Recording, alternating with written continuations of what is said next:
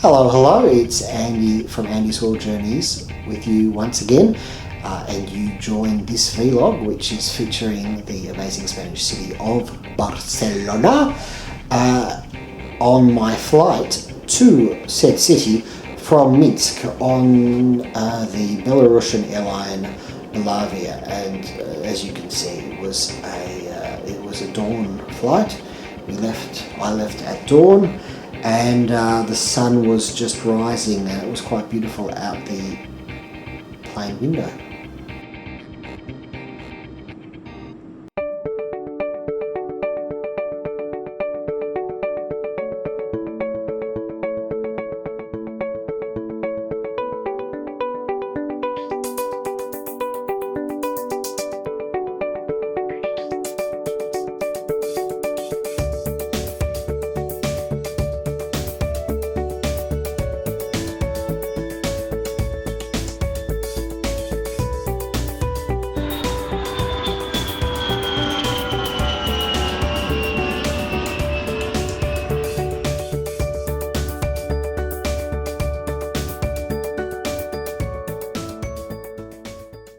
Yes folks, Barcelona, and that would probably be the most popular and visited city as far as tourism goes in all of Spain, and I really like this city.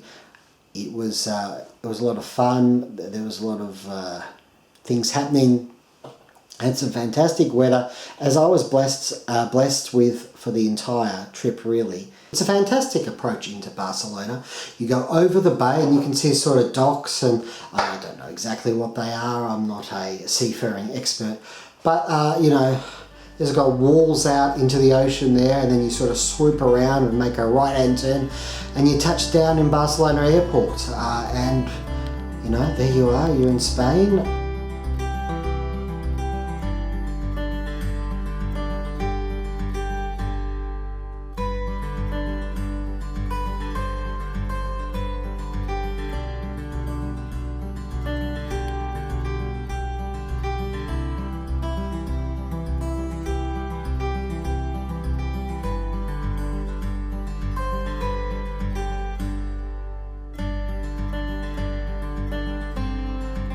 I had the Barcelona Card while I was in Spain. It was less than €50.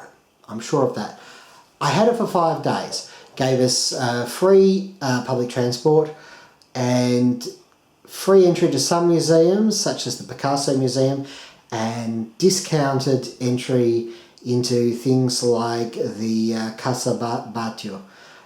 So it was pretty useful, and you know, it was good value for money. Worked out, we saved quite a bit, maybe 70 to 100 euros per person. I made my way from the airport into the centre of town via the metro, where I stayed at a hotel at the sort of the foot end of La Rambla, which is this wide boulevard with pedestrian access in the middle, and it's basically where a lot of tourists stay, and it's one of the most well-known areas of Barcelona.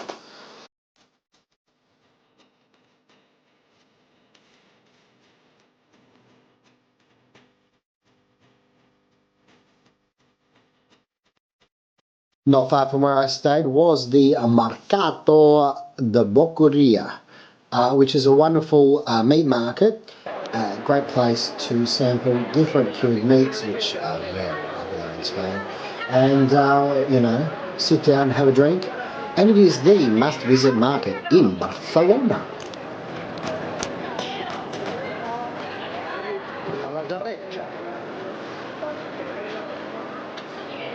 See, this is right.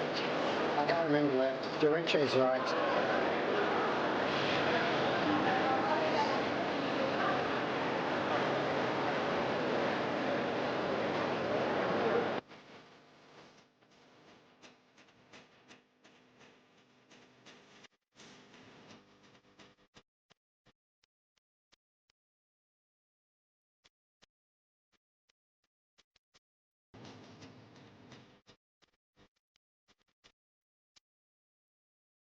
This is the amazing Palau de la Musica Catalana, which is basically the Catalonian music palace. I went there to see some flamenco dancing. It was a great night out, and the building itself is a modernistic building in the style of Gaudi, although not designed by Gaudi. It looks absolutely amazing. It's a fantastic venue, even if I did have rubbish seats, which is all my own fault. It was a great night out. It's a very popular activity for tourists when in Barcelona to go and see a flamenco show. And I think it was really good to go and see it here at this venue, but there are a lot of sort of dinner and a show types of deals that you can sign yourself up for too in Barcelona if you prefer that. But this way I got to see this amazing building as well. So that was a big thumbs up from me.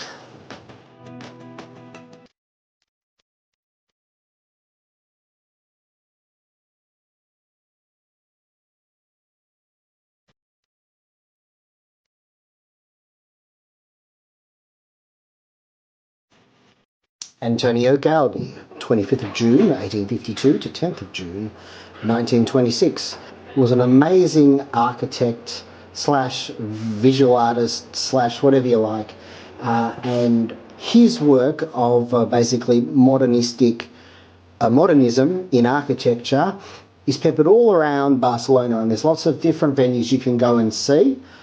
The first one that I saw was the Casa Battlo, and this is a building further up La Rambla, and it's, as you can see, very, very popular.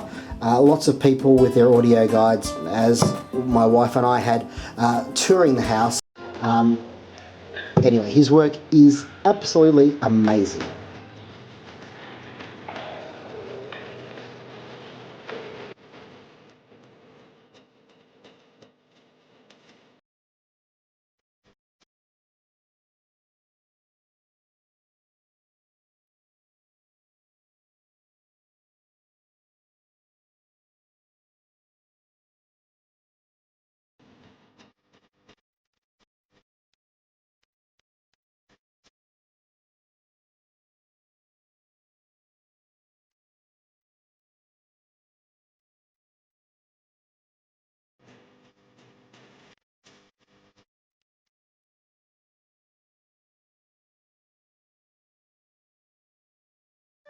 Gaudi's most famous work is undoubtedly the amazing Sagrada Familia, which was in fact the reason that I've always wanted to go to Barcelona for such a long time.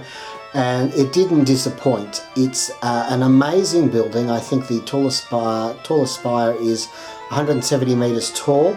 And this is a building which began back in the 1880s, and when Gaudi died in 1926, it was less than a quarter complete, and to this date it is still incomplete, with a completion date of 2026 at this stage. So we'll see if that happens. So it's an amazing building with spires and you know, in the modernism design that Gaudi is most famous for.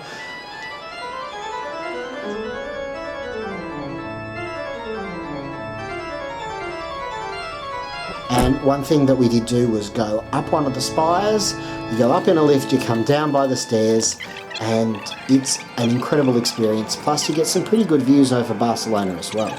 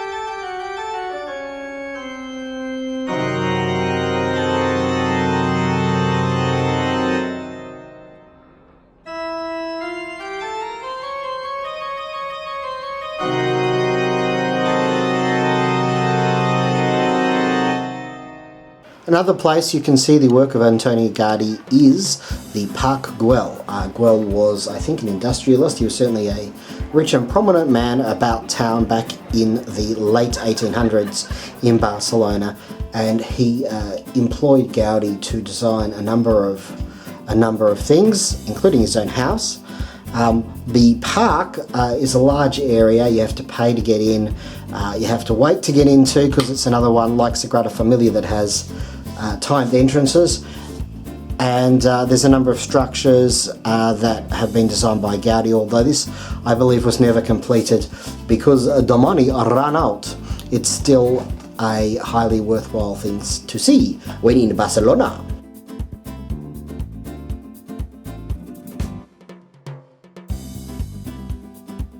The Palau Guell was the house that was designed by Gaudi for the industrialist Mr. Guell, and it's, I think, his first work, his first main architectural work, and although it has bits of modernism in it, it's also got quite a Gothic element, which makes it quite different from his other work and a little bit haunting as well.